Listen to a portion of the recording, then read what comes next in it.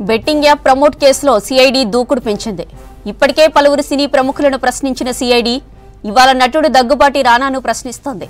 ఈయన కొద్దిసేపటి క్రితమే సిఐడి కార్యాలయానికి చేరుకున్నారు. దీంతో రానాను ప్రశ్నిస్తోంది సిఐడి బృందం.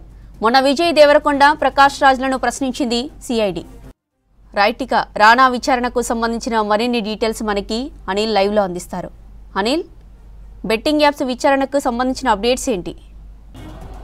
జ్యోతి, ఈ బెట్టింగ్ అండ్ గేమింగ్ యాప్లో సిఐడి దూకుడు పెంచుతుంది. ఇక మాకు గతంలో కూడా అటు ఈడీ కూడా విచారించింది. ప్రముఖ నటులైనటువంటి విజయ్ దేవరకొండ కానీ, ప్రకాష్ రాజు, తర్వాత దగ్గుబాటి రానా, ఇటు ఈడీ విచారణ అనంతరం స్పెషల్ ఇన్వెస్టిగేషన్ టీం ఇటు సిఐడి కూడా గతంలో అటు ప్రకాష్ రాజును విచారించింది, తర్వాత విజయ్ దేవరకొండను విచారించింది. సో కాసేపటి క్రితమే ఇటు దగ్గుబాటి రానా కూడా ఈ విచారణకు హాజరయ్యాడు. మనం గతంలో చూడొచ్చు, అటు పంజాగుట్ట పిఎస్లో నమోదైనటువంటి కేసులతో పాటు సైబరాబాద్ లిమిట్స్లో కూడా చాలా వరకు betting apps and gaming apps సంబంధించినటువంటి కేసులు నమోదయ్యాయి. అంటే గ్రామీణ ప్రాంతాల నుంచి కొంతమంది యువకులు ఇందులో బెట్టింగ్ యాప్లు ప్రమోట్ చేసి, ఎందుకంటే నటులు ప్రమోట్ చేసినటువంటి యాప్స్ కారణంగా యాప్ చేసిన తర్వాత ఇందులో ఎక్కువగా పెట్టుబడులు పెట్టి మోసపోయి ఎక్కువగా లక్షల లోతు కూడా అప్పుల బారే ఆత్మహత్యలు చేసుకున్నటువంటి పరిస్థితిని కూడా మనం చూసాం. ఇట్లాంటి విషయాలను కూడా ఈడీ ఎక్కువ అటు మనీ లాండరింగ్కి సంబంధించి కూడా ఈడీ ఒకవైపు విచారించిన అనంతరం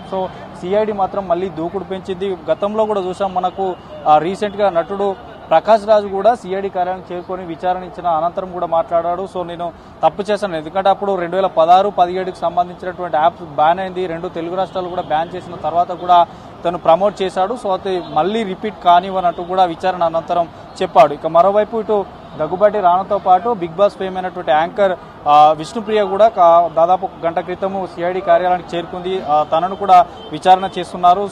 కీలకమైనటువంటి డాక్యుమెంట్స్ కానీ, ట్రాన్సాక్షన్కి సంబంధించి కానీ, ఈ యాప్ ఎవరు ప్రమోట్ చేయమన్నారు, ఎందుకు ప్రమోట్ చేశారు, యాప్ ప్రమోట్ చేయడం వల్ల వచ్చినటువంటి లాభాలేంటి, తక్కువ సమయంలో పెద్ద పెద్ద లగ్జరీ కార్లను కూడా కొన్నట్టు తెలుస్తుంది. ఇవన్నీ కూడా ఆరా తీసేటువంటి అవకాశం ఉంటుంది. ఇక మరోవైపు పెద్ద ఎత్తున కూడా ఇందులో పిఎంఎల్ కింద కొన్ని కేసులు అయినట్టు కూడా తెలుస్తుంది. ఇక మరోవైపు దగ్గుబాటి రానా నుంచి కూడా, అంటే ఆయన చేసినటువంటి యాప్ సంబంధించి, ఎందుకంటే ప్రకాష్ రాజు చూసాం మనం, ఒక రమ్మీ యాప్ రమ్మీకి సంబంధించినటువంటి ఒక యాప్ ద్వారా ప్రమోట్ చేశారు. దాన్ని చూసి కూడా ఎక్కువ మంది యాప్ను ఇన్స్టాల్ చేసుకొని అందులో ఇన్వెస్ట్మెంట్ చేసి అందులో బెట్టింగ్ పెట్టి కూడా మోసపోయారు, అప్పుల బారిన పడి ఆత్మహత్యలు చేసుకున్నారు. కాబట్టి ఇదంతా కూడా కొంత ఆ బ్యాన్ అయినటువంటి యాప్ని ఏమైనా ప్రమోట్ చేశారో. ఇక చోటామోటా నటులందరినీ కూడా, ఎవరైతే కింది స్థాయి నుంచి దాదాపు 29 పైగా కూడా చోటామోటా నటీనటుల మీద కేసులు కావడం జరిగింది. ఇందులో అటు బిగ్ బాస్ సంబంధించి కానీ యాంకర్లు ఉన్నారు, నటులు ఉన్నారు.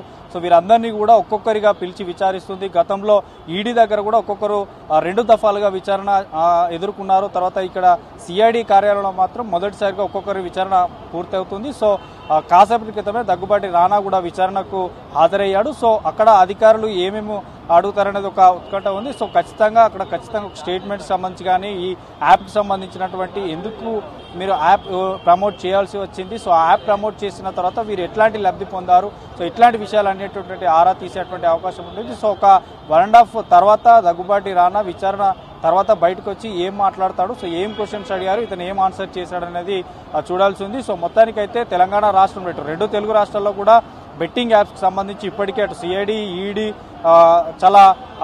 చాలా కూడా దూకుడు పెంచి క్వశ్చన్ చేస్తున్నటువంటి పరిస్థితి. ఎందుకంటే మనం గతంలో కూడా చూసామట 2 పోలీస్ స్టేషన్ పరిధిలో, అటు పంజాగుట్ట కానీ సైబరాబాద్లో చాలా వరకు కూడా కొంతమంది బాధితులు ఫిర్యాదు చేశారు.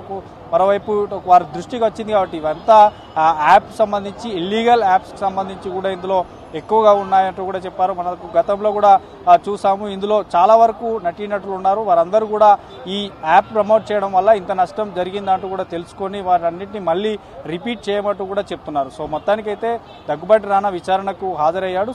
బయటికి వచ్చిన తర్వాత ఏం మాట్లాడుతారో చూడాల్సి ఉంది. దాదాపు 1.5 hour 2 hours వరకు విచారణ సిఐడి అధికారులు చేయనున్నారు. జ్యోతి.